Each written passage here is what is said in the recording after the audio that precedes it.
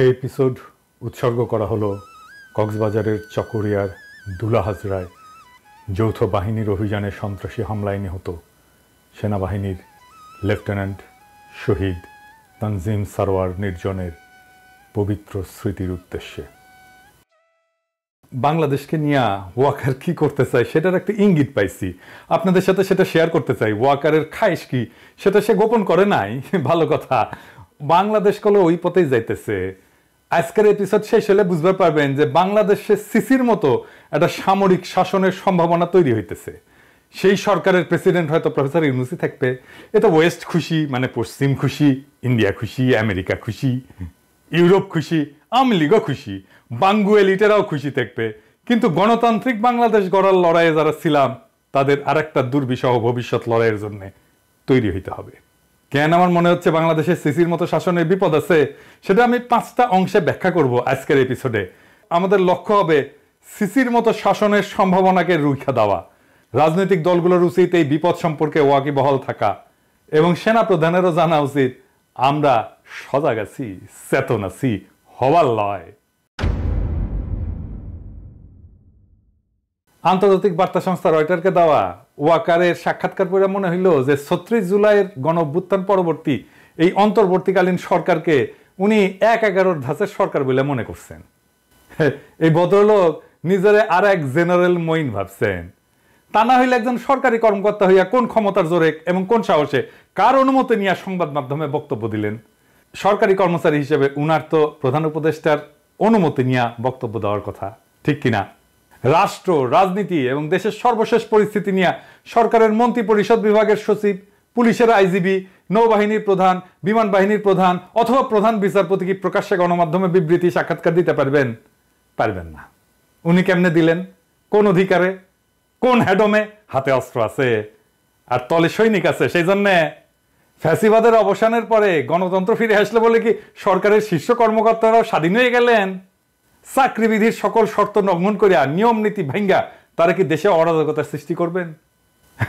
এই সেনা প্রধানের দেখানো পথে তো সোনার বাংলা দেখতেছি ওই দিকেই আগাইতেছে। বৈবাহিক সূত্রে উনি শেখ পরিবারের জামাই, মাশাআল্লাহ। খুনি হাসিনার ফুফাতো বোনকে বিয়ে করছিলেন ওয়াকার, জেনারেল ওয়াকার। স্ত্রীকে অনুসরণ করিয়া সেনা প্রধান পতিত হাসিনাকে বড় আপা বইলা ডাকতেন আর কি, এখনো ডাকেন। হাসিনার পরিবারের জামাই হওয়ার কারণে বহু যোগ্য অফিসারকে টপকাইয়া ওয়াকারুজ্জামান দেশের সেনাপ্রধান হয়েছেন। এটা জানা কথা, আমরা সবাই জানি, তাই না? এটা একটা খারাপ নজির যা বাংলাদেশের সশস্ত্র বাহিনীর এক অগৌরব গাথা। ভুললে কিভাবে চলবে? খুনি হাসিনার একান্ত অনুগত বইলাই এই সেনা কর্মকর্তা ওয়াকার গত 15 বছর যাবৎ একে একে সবগুলা লাভজনক এবং গুরুত্বপূর্ণ পদ অতিক্রম করে সেনাপ্রধান হয়েছেন, ঠিক কিনা ওয়াকার সাহেব? কথা সত্য। এই পথ পরিক্রমায় তিনি সবসময় তার আপার দুঃশাসনের পক্ষেই কথা বলছেন। এর বিরুদ্ধে কখনো কি কোথাও একটা শব্দ উচ্চারণ করেছেন? হ্যাঁ, ওই আমলে সকল কুখ্যাত জেনারেলদের সাথে তো মিলেমিশে থাকিছেন এবং গণ অভ্যুত্থানের পরেও তাদেরকে রক্ষা করার চেষ্টা চালায় গেছেন। রাজনৈতিকভাবে ফ্যাসিজমের পক্ষে 15 বছর যাবৎ ব্যবহৃত এই সেনা কর্মকর্তা 36 জুলাই ছাত্র জনতার গণবিস্ফোরণের আগের এবং পরের অভিন্ন সেনা প্রধান, তাই তো? নাটকীয়ভাবে কি বদলে যেতে পারেন? পারেন না। বলেন দেখি, আজ রাজনৈতিক প্রভাবমুক্ত সশস্ত্র বাহিনীর মতলববাজি তত্ত্বের এই প্রবক্তা ভয়ঙ্কর স্বৈরাচারিণী খুনি হাসিনা 15 বছরের দুঃশাসন আমলে কখনো কি একবারের জন্য কোথাও এমন কিছু কইছেন? তখন সারাক্ষণই ব্যস্ত ছিলেন ওই শাসন ব্যবস্থা অব্যাহত রাখার কুৎসিত ব্রতে। তখন তিনি তার আপা কুখ্যাত প্রধানমন্ত্রীর পদতলে সশস্ত্র বাহিনীকে রাখতে কখনো আপত্তি করেন নাই। কিন্তু এখন কেন তার এতই দরকার যে গণ অভ্যুত্থান থেকে উত্থিত গণরাজনীতির প্রভাব থেকে মুক্ত থাকার জন্য? এর কারণ বোঝার জন্য আইনস্টাইন হওয়ার দরকার নাই। ফ্যাসিজমের সকল সুযোগ সুবিধায় হুষ্টপুষ্ট হওয়া এমন সকল ব্যক্তি পতিত দুঃশাসনের অভিন্ন অংশ ছিলেন। এটা আমরা ভুলে যাই নাই। জীবদ্দশায় তারা কখনোই বদলাবে না এবং বাংলাদেশে বসে সারাক্ষণই তাদের প্রভু ইন্ডিয়ার স্বার্থ রক্ষার মরণপট চেষ্টা চালায় যাবে।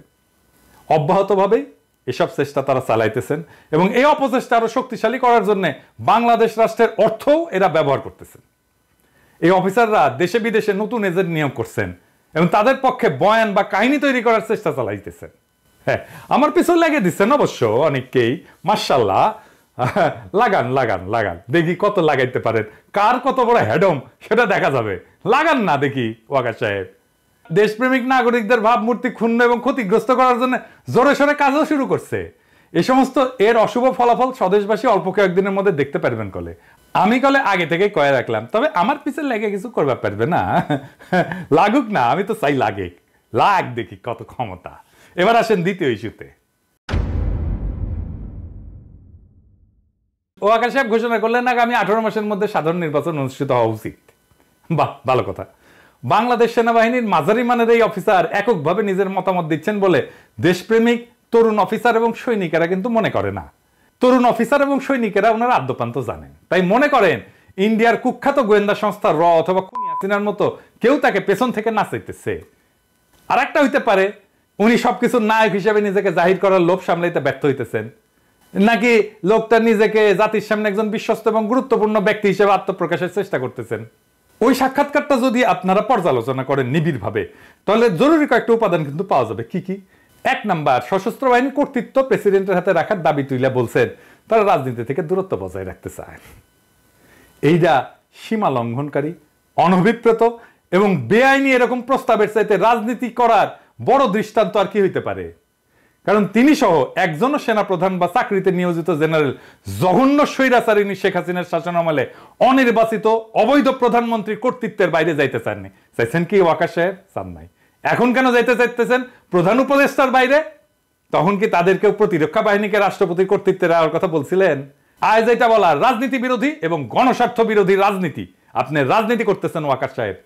2 নাম্বার, অন্তর্বর্তীকালীন সরকার যখন বলছে আগে সংস্কার পরে নির্বাচন, সেখানে সেনাপ্রধান এককভাবে 18 মাসের মধ্যে জাতীয় নির্বাচন অনুষ্ঠানে ঘোষণা করে দিলেন কিভাবে? এটা কি রাজনীতি করা না? তাতে কি সরকারি চাকরিবিধির গুরুতর লঙ্ঘন ঘটেনি? 3 নাম্বার, ওয়াকার সাহেব যখন বলে যে গণতন্ত্রের উত্তরণ ঘটা উচিত, তার মানে কি তিনি পরোক্ষভাবে বলতেছেন খুনি হাসিনার উৎখাতের দিন অর্থাৎ 5ই আগস্টের আগে বাংলাদেশে গণতন্ত্র ছিল? মানে ওয়াকার সাহেব নিজের অজান্তেই ফ্যাসিজমের পক্ষে কথা কইতেছেন। 4 নাম্বার, কিছু সামরিক কর্মকর্তা সাবেক প্রধানমন্ত্রী বা স্বরাষ্ট্রমন্ত্রী সরাসরি নিয়ন্ত্রিত সংস্থাগুলোতে কাজ করার সময় নিয়মের বাইরে গিয়া কিছু করতে পারেন বইলা এই সাক্ষাৎকারে সন্দেহ প্রকাশ করছেন জেনারেল ওয়াকার। ওয়াকার সাহেব মস্করা করেন আমাদের সাথে, হ্যাঁ? যেখানে সারা দেশের মানুষ নিশ্চিতভাবে জানে এই সকল সংস্থার দায়িত্ব পালনকারী শীর্ষ ব্যক্তি সহ অনেক অফিসারই নিয়মিতভাবে গুম, খুন, দস্যুবৃত্তির মতো ভয়াবহ বেআইনি কাজে জড়িত ছিলেন। 5 নাম্বার, প্রধান উপদেষ্টা জাতিসংঘের সাধারণ পরিষদের অধিবেশনে যোগদানের উদ্দেশ্যে রওনা হওয়ার সময়ের সাথে সাথে মিলায় প্রকাশিত হইল সেনা প্রধানের এই সাক্ষাৎকার। আর এতে দেখা যাচ্ছে যে লোকটা পরিপূর্ণভাবে ইন্ডিয়ান রাজনৈতিক অভিসন্ধির প্রতি সাই দিয়া নির্বাচনের সময়সূচি ব্যক্ত করতেছেন এবং পতিত সরকারপন্থী জেনারেলদের কিছু শর্ত অন্তর্বর্তীকালীন সরকারের সামনে তুলে ধরতেছেন। চাকরিবিধি লঙ্ঘন করে এমন ঔদ্ধত্যপূর্ণ আচরণের জন্য সেনাপ্রধানের বিরুদ্ধে ডক্টর মোহাম্মদ ইউনূস কি কোনো শাস্তিমূলক ব্যবস্থা গ্রহণ করবেন? হ্যাঁ, পারবেন না উনি করতে। সেই জন্য আমি মনে করি যদি সেটা না করেন তাহলে তাকে এখন থেকে এই সমস্ত গণবিরোধী জেনারেলদের শর্তেই দেশ পরিচালনা করতে হবে। আমার প্রফেসর ইউনূসকে নিয়ে এইটা সবচেয়ে বড় অভিযোগ। কেন এটা আমি আবার বলবো, আবার আরো ব্যাখ্যা করে বলবো যে প্রফেসর ইউনূস সেনাবাহিনীর এই দুর্বৃত্তগুলো ইচ্ছা অনুসারে দেশ চালাইতেছে। বিএনপি, জামাত, বৈষম্য বিরোধী ছাত্র আন্দোলন সহ গণ অভ্যুত্থানে অংশগ্রহণকারী সকল দল, সংস্থা এবং পক্ষকে এই নতুন বাস্তবতা কিন্তু বুঝতে হবে এবং এর বিরুদ্ধে ঐক্যবদ্ধভাবে রুখে দাঁড়াইতে হবে। আর তা না করতে পারলে ভিন্ন রূপে ডেলে সাজানো ফ্যাসিবাদের নবছায়া গণতন্ত্র শূন্যতা, অধিকারহীনতার মধ্যে ইন্ডিয়ার কর্তৃত্বের অধীনে বসবাস করতে হবে। আমি বলে রাখলাম, লিখে রাখতে পারেন। এইবার আসেন তৃতীয় ইস্যুতে। ওয়াকার সাহেব যখন নিজের এখতিয়ারের বাইরে বিষয় নিয়ে নিয়ম নীতির সকল সীমা লঙ্ঘন করে কথা বলেন, দেখা যাচ্ছে আমাদের মিডিয়া তখন তা তুলে ধরতে ভয় বা লজ্জা পাইতেছে। লজ্জা নারীর ভূষণ এবং প্রথম আলো, ডেইলি স্টারের ভূষণ। কিন্তু এটা কেন হবে? গণমাধ্যম কি এখনো খুনি হাসিনার শাসনামলে গড়ে ওঠা ভীতির পুরানো মানসিকতার রাজত্বে বসবাস করতেছেন, নাকি তারা জেনারেল ওয়াকারকে খুনি হাসিনার বনজামাই ভাইবা এখনো সন্ত্রস্ত থাকে, তাকে সমীহ করে? আচ্ছা, আর একটা জিনিস বলি, আপনারা বলেন তো দেখি, জেনারেল ওয়াকার সামরিক বাহিনী সম্পর্কিত কমান্ড, নিয়ন্ত্রণ কাঠামো এবং নিয়ম নীতি সম্পর্কে কি অবগত না? যদি তা না হইয়া থাকে তাহলে কিভাবে তিনি ডিজিএফআই, এনএসআই, এনটিএমসি এইগুলোর মতো সংগঠনগুলোতে নিজের নিয়ন্ত্রণে নিলেন? নিজের নিয়ন্ত্রণে নিছেন এরা জানেন তো? আদতে এগুলোর নিয়ন্ত্রণ প্রধান উপদেষ্টার হাতে থাকার কথা। তো প্রফেসর ইউনূসকে অতিরিক্ত কাদের বোঝা মনে করে এগুলোর দায়িত্ব সেনা প্রধানকে সামলাইতে দিচ্ছেন। শুধু তাই না, ডিজি, বিজিবি, ডিজি আনসার, র্যাবের অফিসাররা কেন স্বরাষ্ট্র উপদেষ্টাকে টপকায় বা উপেক্ষা করে সেনা প্রধানের কাছ থেকে নির্দেশ নিতেছেন জানেন নাকি? এটা কিন্তু হইতেছে। দাপ্তরিকভাবে মূল বস প্রধান উপদেষ্টা হওয়ার পরেও সশস্ত্র বাহিনী বিভাগের প্রিন্সিপাল স্টাফ অফিসার কেন সেনা প্রধানের কাছ থেকে সিদ্ধান্ত নেন? প্রধানমন্ত্রী বা প্রধান উপদেষ্টার পরিবর্তে রাষ্ট্রপতির হাতে সশস্ত্র বাহিনীর দায়িত্ব রাখার পরামর্শ দেওয়ার ক্ষমতা জেনারেল ওয়াকারকে কে দিছে? তিনি কি সংবিধান সংস্কারের জন্য গঠিত কমিশনকে প্রচ্ছন্নভাবে দিক নির্দেশনা বা হুকুম দিতেছেন? দেখা যাক আমাদের সেই প্রবাসী পণ্ডিত আলী রিয়াজ কার সাথে আপোষ করেন, কাকে ভয় পান এবং কার ইঙ্গিতে উঠবস করেন দেখবনি আমরা। বর্তমানে এটা স্পষ্ট যে সশস্ত্র বাহিনীর উপরে প্রফেসর ইউনূসের কোনো নিয়ন্ত্রণ নাই। আমার এইটা চিন্তা, এবং আমি প্রফেসর ইউনূসকে প্রথম থেকে বলে আসতেছি আপনার নিয়ন্ত্রণ নিরঙ্কুশ করেন, আমরা সমর্থন দেব বলে আসছি কিন্তু। এবং এটার ফলেই জেনারেল ওয়াকার প্রকাশ্যে এসে অনবরত বিভিন্ন বিতর্কিত বিবৃতি দিচ্ছে, ফলে পরিস্থিতি ক্রমশই ঘোলাটে হচ্ছে। রয়টার্সের সঙ্গে জেনারেল ওয়াকারের সাক্ষাৎকারে যে চিন্তাটা জনমনে সবচেয়ে বেশি ধাক্কা দিছে তা হইল রাষ্ট্রপতি এবং প্রধানমন্ত্রীর ক্ষমতার ভারসাম্য রাখা এবং সশস্ত্র বাহিনী রাষ্ট্রপতির অধীনে থাকা। কল্পনা করেন সশস্ত্র বাহিনীর নিয়ন্ত্রণ গণতান্ত্রিক ধারায় অবাধ এবং সুষ্ঠু নিরপেক্ষভাবে নির্বাচিত সরকারের অধীনে নাই, আছে একজন মনোনীত রাষ্ট্রপতির হাতে, চুপ্পুর মতো লোকের হাতে। সেই সরকার কি কখনো স্বাধীনভাবে চলতে পারবে? বাংলাদেশে পাকিস্তানের চিহ্ন দেখতে পারতেছেন না? ইমরান খানের যে দশা হয়েছিল এরকম হবে না? পাকিস্তানের মতো জেনারেল সাহেবদের গুতায় জনগণের ভোটে নির্বাচিত রাজনীতিবিদদের শাসন কি কখনো কার্যকর হবে? হবে না। ঠিক ওইটাই চাইতেছে ওয়াকার। আমাদের মতে এটা ভীষণ বিপজ্জনক একটা প্রস্তাব। আপনি মহা অন্যায় করছেন ওয়াকার সাহেব এই প্রস্তাব দিয়া। আপনি ভাইবেন না আপনার চালাকি আমরা ধরতে পারবো না। আপনার ডালে ডালে চলেন, আমরা পাতায় পাতায় চলি। ওয়াকার সাহেব পলিটিক্স করে আসা লোক, বহুত দিনের, 18 বছর বয়স থেকে পলিটিক্স করি, আর আপনি 18 বছর বয়স থেকে লেফট রাইট করেন। আঙ্গেরের সাথে চালাকি করবেন না, চালাকি ধরে ফেলবো। চালাকি ধরে ফেলা আমি ছাড়াও মেলা লোক আছে। হ্যাঁ, পরে আবার চিন্তা করেন না যে পিনাকিটা সরাই দিলে আবার ভালো হয়ে যাবে। জি না, আমি ছাড়া মেলা লোক আছে, ওটা ধরে ফেলবে। তো আমার মনে হয় যে ভবিষ্যতের এই সমস্ত বিকল্প পথ মাথায় রেখায় শাসক জেনারেল সাহেবেরা 5ই আগস্ট হাসিনার নিরাপদ পলায়ন নিশ্চিত করছিলেন। তারা এটা করতে গিয়া বাংলাদেশ রাষ্ট্রের নিরাপত্তার প্রশ্নে যে সমস্ত আপোষ এবং স্বার্থহানিকর অঘটন ঘটাইছেন তা নিয়ে তরুণ অফিসার এবং সৈনিকদের সামনে কিছু প্রশ্ন উত্থাপন করা জরুরি। কি কি সেই প্রশ্ন?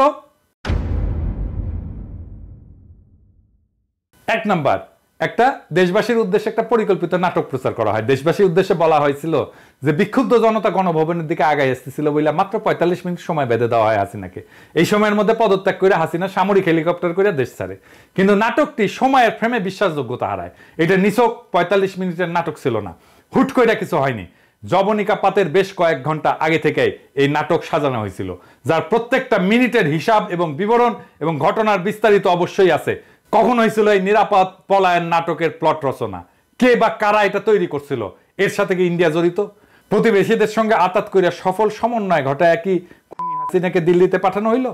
2 নাম্বার, 5ই আগস্ট হাসিনা পদত্যাগ করলে তার সরকার কার্যত বিলীন হইয়া যায়। তখন রাষ্ট্রপতি ছাড়া এমন কোন কার্যকর রাজনৈতিক শাসন বা কর্তৃত্ব ছিলেন না যিনি এই পলায়ন অনুমোদন করবেন। তিনি কি হাসিনার সেফ ইভাকুয়েশন নিশ্চিত করছেন? পদত্যাগের পর সামরিক বিমানে চইরা দেশ ত্যাগ কি হাসিনার জন্য বৈধ ছিল?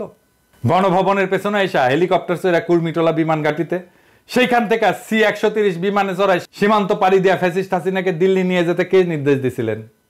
বিমান বাহিনী প্রধান। বিমান বাহিনী প্রধান কি একাই এই অপরাধপূর্ণ সিদ্ধান্ত নিয়েছিলেন, নাকি অপরাপর চেইন অফ কমান্ড বা সার্ভিস চিফদের সাথে পরামর্শ কইরা এই অপকর্মটা সম্পন্ন করছিলেন? 3 নাম্বার, ওই যে নাগরিক টিভিতে সাকিবের সাথে টেলিফোনে কথা বলার সময় ওয়াকার সাহেব একটা প্রকাশ্য বিবৃতি দিয়েছেন, সেখানে বলছেন হাসিনার দেশ ত্যাগের খবরটা তিনি কারো কাছ থেকে শুনছেন। শুনেন কি বলে।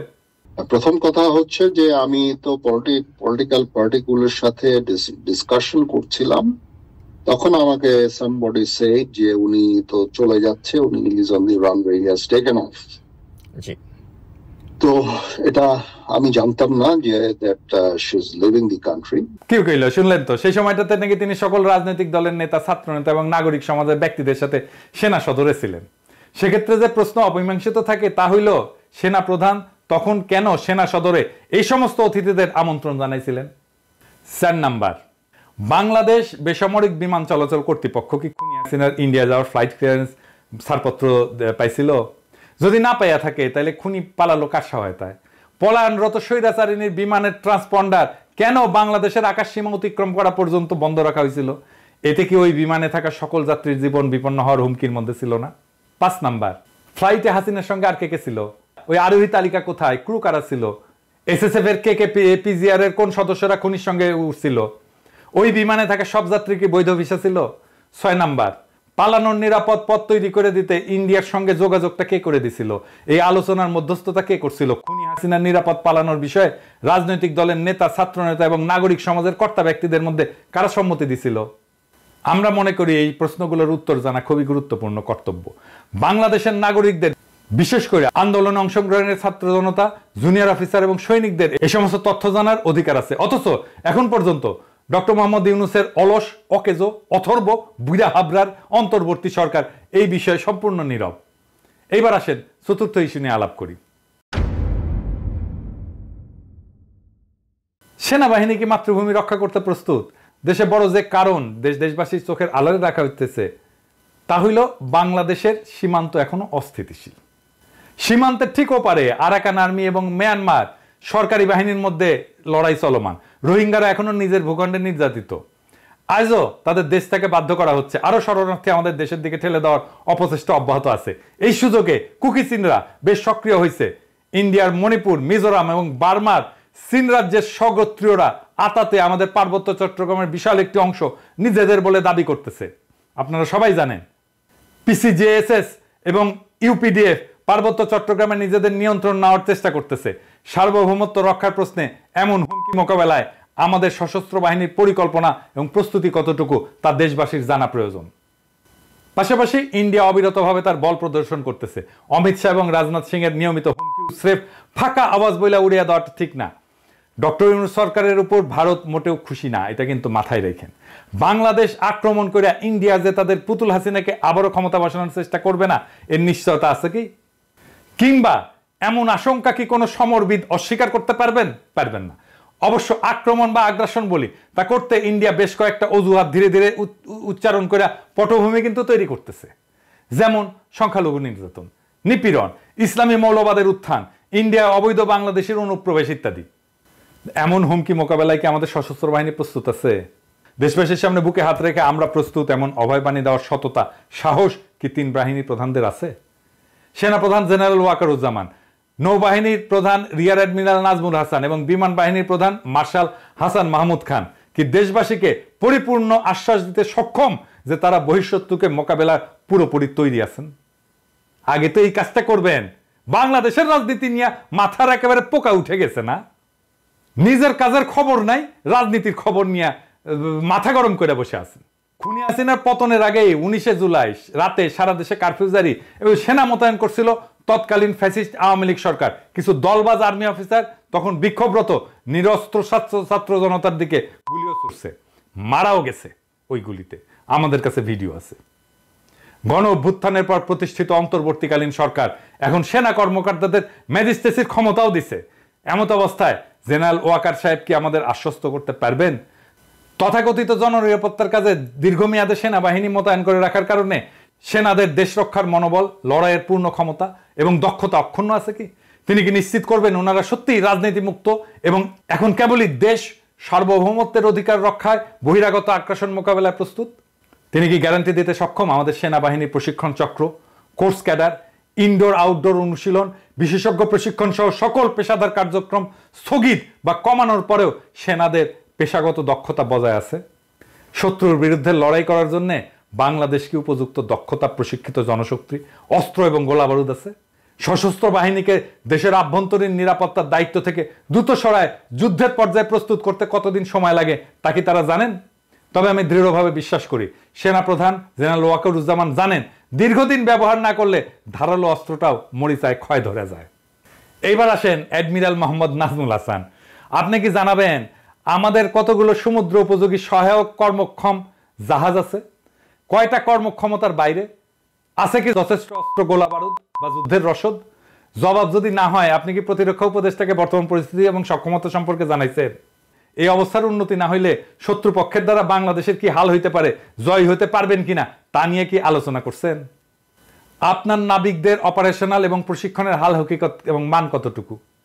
নৌ প্রধানকেই নিশ্চিত করতে হবে আমাদের সমুদ্র সীমা লঙ্ঘিত হইলে তারা দ্রুত সময়ের মধ্যে ব্যবস্থা নেবেন। ওই যে মনে আছে না, সেন্ট মার্টিন দ্বীপে বার্মান নৌবাহিনী 7 দিন ধরে গুলি বর্ষণ করার পর সেখানে নৌবাহিনীর জাহাজ পৌঁছেছিল 7 দিন পরে। এটা কিন্তু দেশবাসী জানে। এবার আসেন বিমান বাহিনীর প্রধান মার্শাল হাসান মাহমুদ খান, আপনি কি আমাদেরকে বলবেন কিভাবে আপনার বিমান আমাদের আকাশ মুক্ত রাখবে? কয়টা উড়বার পারে আর কয়টা পারে না? গত 1 বছরে আপনার অপারেশনাল পাইলটরা কি 30টা ফ্লাইং ঘন্টা আকাশে থাকতে পারছেন? আপনি কি মনে করেন বর্তমান সক্ষমতা নিয়ে শত্রুপক্ষের মুখোমুখি হইতে পারবেন? যদি না পারেন, আপনি কি ডক্টর মোহাম্মদ ইউনূসকে অবহিত করছেন? 3 বাহিনীর প্রধানকে বলতে চাই, এখন আমি কইলে অনেকে কয় আপনি কর কে, আমি কমু। শোনেন, শোনা লাগবি। আপনাদের প্রধান দায়িত্ব বহিরাগত আগ্রাসন মোকাবেলায় প্রস্তুত থাকা। সেই দায়িত্ব ভুলায় বা এড়ায় দেশের আভ্যন্তরীণ জননিরাপত্তার কর্মে, শ্রমে এবং বাহবায় খুশি হওয়া কি পেশাদার সেনার কাজ? দেশ আক্রান্ত হইলে আপনারা কিন্তু ক্ষমা পাইবেন না। অতীতে সশস্ত্র বাহিনীর প্রধানরা দেশের অভ্যন্তরে বেসামরিক নাগরিককে যতটুকু সহায়তা দরকার ততটুকু কইরা দ্রুত নিজেদের ব্যারাকে ফিরতে দেরি করেন নাই। কিন্তু আপনারা দেখাচ্ছেন ভিন্ন আর এক আচরণ। আপনারা দীর্ঘ সময় নিজ নিজ বাহিনীকে সেনানিবাসের বাইরে রাখতে এবং নিজেরা থাকতে চাইতেছেন। খুব মজা, তাই না? এখনো বহু বিচিত্র লেনদেনের ভাগিদার হওয়া যাইতেছে, তাই না? আমরা খবর রাখি কলে, হ্যাঁ আমরা খবর রাখি। নেহায়েত ভদ্রতা কইরা কই না, নেহায়েত ভদ্রতা কইরা কই না। আমি কলে কইছিলাম কয়েকজনের আমল নামা কিন্তু প্রকাশ করে দেব, এখনো করি নাই, হাতে রাখিছি। সবকিছু দেখাই দিলে তো সবই শেষ, তাই না? তরুণ অফিসার এবং সৈনিকদের আমি বলি, আপনারা নিশ্চয়ই জানেন, তারপরেও বলি, বেসামরিক নাগরিকদের সাথে মিশে যাওয়া এবং তাদের সাথে বাধাবন্ধনহীন ভালো মন্দের গণ আচরণে সংক্রমিত হইয়া অতীতে একাধিকবার সেনাবাহিনীর ইমেজ সংকট কিন্তু দেখা দিছে। এবারও তেমন একটা কিছু কিন্তু ঘটতে যাইতেছে। অকার্যকর পুলিশে অজুহাত ব্যবহার করা হইতেছে সেনাবাহিনীকে অনির্দিষ্টকালের জন্য মোতায়েন রাখার অভিপ্রায় থেকে, যা মেনে নেওয়া কিন্তু যায় না। আমরা মনে করি খুনিরা আড়ালে আছে বলে পুলিশ এখনো ভীত। খুনি শেখ হাসিনার শাসনামলে ইন্ডিয়ার শিকড় কতটা বিস্তৃত হয়েছিল পুলিশ বাহিনীর সকল সদস্যই সেটা জানতেন। আমরা মনে করি তারা সেটা নিয়েও বিচলিত।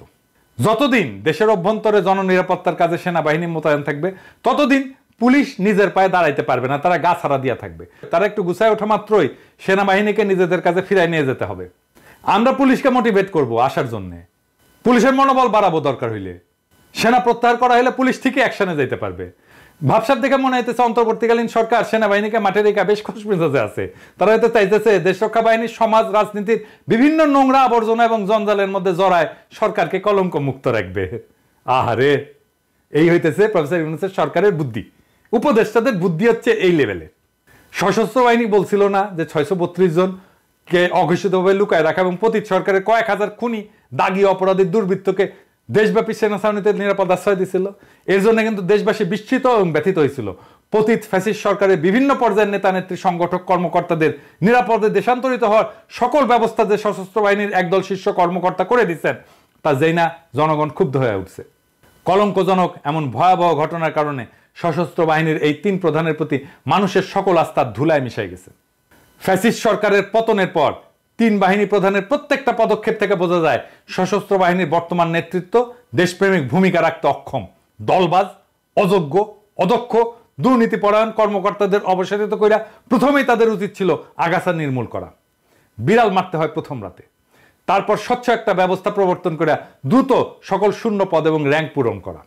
আমি মনে করি এই ক্ষেত্রে অবসরপ্রাপ্ত সেনা কর্মকর্তা এবং যাদেরকে চাকরি থেকে বাধ্যতামূলক অবসর দিচ্ছেন তাদেরকে পুনর্নিয়োগ এবং চুক্তিভিত্তিক নিয়োগ করা যাইতে পারে। কিন্তু দুঃখজনকভাবে 3 বাহিনীতে দেখা যাচ্ছে ফ্যাসিস্ট শাসনের অনুগামী অফিসারদেরকে এখনো সব পদে বহাল রাখা হয়েছে এবং অনেককে পদোন্নতিও দেওয়া হচ্ছে। অতি দ্রুত এই সমস্ত বন্ধ কইরা এর বিপরীত ধাতা প্রবাহিত যদি না হয় তাহলে যা চলতেছে তার রুখে দাঁড়াইতে হবে তরুণ অফিসার এবং সৈনিকদেরকে। আপনারা আমাদেরকে পাশে পাবেন, জনতাকে আপনাদের পাশে পাবেন, আমরা সে ব্যবস্থা করব। এবার আসেন প্রফেসর ইউনূসের প্রসঙ্গ। জাতিসংঘের সাধারণ পরিষদের বক্তৃতায় প্রফেসর ইউনূস গণ অভ্যুত্থানে সশস্ত্র বাহিনীর ভূমিকাকে অতিরঞ্জিত এবং ভুলভাবে উপস্থাপন করে একে যতই মহিমান্বিত করার চেষ্টা করেন না কেন, তা যে দেশের গণতন্ত্রায়নের জন্য আত্মঘাতী হচ্ছে তা মানুষ অচিরেই বুঝতে পারবে। প্রফেসর ইউনূসের এটা একটা দোষ, বড় দোষ। এই যে ছাত্রদেরকে মাথায় তুললো, এখন সেনাবাহিনীকে মাথায় তুলছে, যার হাতে শক্তি তারই মাথায় তোলে, বুঝছেন? এটা সমস্যা না? আরে নেতা সে, তারে মাথায় তুলছে মানুষ, সে আর একজনকে মাথায় তুলতেছে যা দেখে কার হাতে শক্তি আছে। ও ওর হাতে শক্তি, ছাত্রদের হাতে, ছাত্রের মাথায় তোলো। ও সেনাবাহিনীর হাতে অস্ত্র আছে, সেনাবাহিনীর মাথায় তোলো। এরপরে দেখবে র্যাবের হাতে আসছে, র্যাবের মাথায় তোলো। এই করতে থাকবে। 12 বছর দীর্ঘ গণ আন্দোলন, সংগঠন, ব্যাপক আত্মত্যাগ এবং ভয়াবহ দমন পীড়নের মধ্যেও আন্দোলনকে অব্যাহত রাখা এবং পরিচালনাকারী রাজনৈতিক শক্তির ভূমিকাকে খাটো করার মানসিকতা, এটা আমি বলবো এটা হীন মতলববাজি প্রসূত। খুনি হাসিনার অনুগ্রহ উপভোগকারী প্রতিবেশী রাষ্ট্রের প্রতি অনুগত রাজনৈতিকভাবে অসৎ গুটি কয়েক শীর্ষ সামরিক কর্মকর্তা অর্থাৎ অশুভ এই শক্তির প্রতি আনুগত্য প্রদর্শন ছাড়া এমন বক্তব্যের ভিতরে অন্য কোনো সারবত্তা নাই। প্রফেসর ইউনূস সশস্ত্র বাহিনীর ক্ষমতা তার পিছনে সংগঠিত কইরা দেশে চলমান অরাজনৈতিক শাসন ব্যবস্থা যে দীর্ঘায়িত করতে চাইতেছেন সেই ইঙ্গিত মিথ্যা দিয়া সত্য গোপন করার এই বক্তব্যের মধ্যে লুকায় আছে। ডক্টর মোহাম্মদ ইউনূসকে বুঝতে হবে আমরা কেন ইন্ডিয়ার আগ্রাসনের হুমকির কথা তুলছি। প্রতিবেশীদের প্রতি নত জানু বাংলাদেশের সশস্ত্র বাহিনীর বর্তমান নেতৃত্ব আত্মসমর্পণের পথ বেছে নেবে। এরা পরিশ্রমকে ভয় পায়, এরা শত্রুকে মোকাবেলা করতে চায় না, মালগুলা নানা সুযোগ সুবিধার দুর্নীতিতে আকণ্ঠ ডুবে গেছে। এই জন্য এরা দেশকে পুনরায় প্রতিবেশীদের কোমল বা প্রচ্ছন্ন নিয়ন্ত্রণের আওতাধীন করে ফেলবে এবং ইসলাম বিদ্বেষী পশ্চিমা সেকুলারিজমের তত্ত্বের ছায় পুনর্বাসিত হবে নব্য আওয়ামী লীগ। বিনিময়ে আপনাকে হয়তো ঘুষ হিসেবে দেওয়া হবে প্রফেসর ইউনূস দেশ শাসন এবং কর্তৃত্বের দীর্ঘস্থায়ী স্বাদ। প্রধান উপদেষ্টা যদি না জানেন এটা তার ব্যর্থতা। সশস্ত্র বাহিনীতে ফ্যাসিস্ট আওয়ামী লীগের স্বার্থ সংশ্লিষ্ট কর্মকর্তারা শপথে অটুট, অক্ষত এবং অক্ষুণ্ণ অবস্থায় আছে। এক একটা দিন যাচ্ছে আর জেনারেল ওয়াকার নিজের কর্তৃত্ব সুসংহত করতেছেন। যদিও দেশে বিদেশে প্রভাব প্রতিপত্তি ডক্টর মোহাম্মদ ইউনূসের ধারে কাছেও নাই ওয়াকারের, তবে শাসক হিসেবে এই সরকার প্রধানের ব্যক্তিত্বে যে বড় ধরনের সমস্যা আছে তা উনার গত 8 সপ্তাহের শাসনে কিন্তু বোঝা গেছে। আরো উপলব্ধি করা গেছে যে সেনা নেতৃত্বের দিকে ঝুঁকে পড়া উনার শাসন বেশ নড়বড়ে এবং ভঙ্গুরি থাকবে, যা বাংলাদেশকে স্থিতিশীলতা দিতে পারবে না। আর সেটাই ইন্ডিয়ার চাওয়া। এমন আয়োজনকে তার ধরে রাখতে তারা সমর্থন যোগাবে। এমন পরিস্থিতি দীর্ঘদিন বিদ্যমান থাকলে জেনারেল এরশাদের মতো একটা নিকৃষ্ট ইন্ডিয়ান এজেন্টকে ক্ষমতায় বসাইতে প্রতিবেশীদের খুব একটা বেগ পাইতে হবে না। দেখেন না কিছু পাবলিক তো আছে এখন ওয়াকার করে জিন্দাবাদ দেয়, যেহেতু হাতে বন্দুক আছে। ওয়াকার নাকি বহুত কিছু করিছে হাসিনা সরার জন্য, খেয়ালই নাই ওই হাসিনা ওর আপা। তো এইরকম করে ক্ষমতা দখল করে উপরন্ত তার পেছনে পশ্চিমাদের সমর্থনও জুটাই ফেলতে পারবে। জনধিকৃত হাসিনাকে যদি 15 বছর ক্ষমতায় রাখা যায় তাহলে একজন মধ্যম মানের জেনারেলকে দিয়ে পরবর্তী 10 বছর বাংলাদেশ শাসন করা যাবে না কেন? এটা ভাববো কেন? জেনারেল এরশাদ তো 9 বছর শাসন আমলে যেভাবে আওয়ামী লীগ সহ অন্যান্য কিছু বিশেষ দলের সমর্থন পাইছিলেন সেভাবে জেনারেল ওয়াকার যে সহায়তা পাইতে পারেন সেটার আলামত তো ইতিমধ্যে বাংলাদেশের রাজনীতিতে উকি দিচ্ছে। আপনি তো দেখেন আমার কমেন্ট বক্সে যদি জেনারেল ওয়াকারকে কিছু কয় তাইলে এসে ঝেপে পড়ে কিছু লোক, দেখেছেন? এরশাদ দল করেছিল, ওয়াকারও দল করে ফেলবি।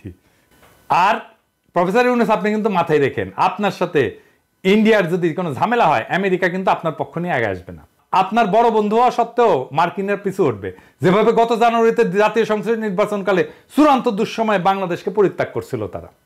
অন্তর্বর্তীকালীন সরকার প্রধানের ব্যক্তিত্বহীনতার মাত্র 8 সপ্তাহের ব্যবধানে সেনা প্রধানের সবচেয়ে বড় দুর্বলতায় পরিণত হয়েছে তার মূল শক্তিতে। জেনারেল ওয়াকারের দুইটা ভিন্ন পরিচয় তাকে অদ্ভুত এক সামর্থ্য যোগাইতেছে। একাধারে তিনি সেনাপ্রধান এবং খুনি হাসিনা পরিবারের জামাতা। এটাই বাংলাদেশের এই মুহূর্তে সবচেয়ে বড় ট্র্যাজেডি।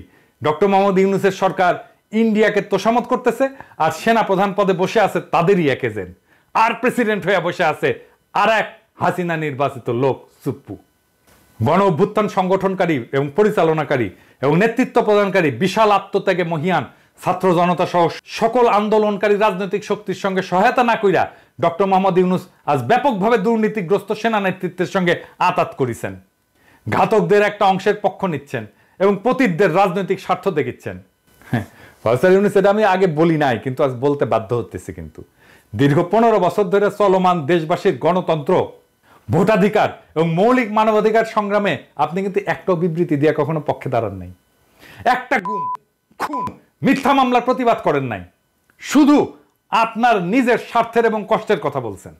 গণ অভ্যুত্থানের পরবর্তী সময়ে আপনারা ধরে আনা হয়েছিল, ধার করে আনা হয়েছিল, ধার করে ধরে আনা যুগ পরিবর্তন করার তীব্র আকাঙ্ক্ষায় তাড়িত গণমানুষের একটা সরকার গঠন করা ইচ্ছা পোষণ করছিল দেশের মানুষ। কিন্তু এই সরকার বিপ্লবের আকাঙ্ক্ষাকে ধারণ করতে পারে না, সরকারও পরিচালনা করতে পারে না। এইটা প্রমাণিত হয়েছে। আজ বাংলাদেশের ইতিহাসের ঘটমান বেদনাদায়ক এবং করুণ কাহিনীর সাক্ষী হওয়া একজন মানুষ হিসাবে আমাদের বারে বারে জনপ্রিয় একটা প্রবচনের কথা মনে পড়তেছে, তোলা দুধে পোলা বাসে না।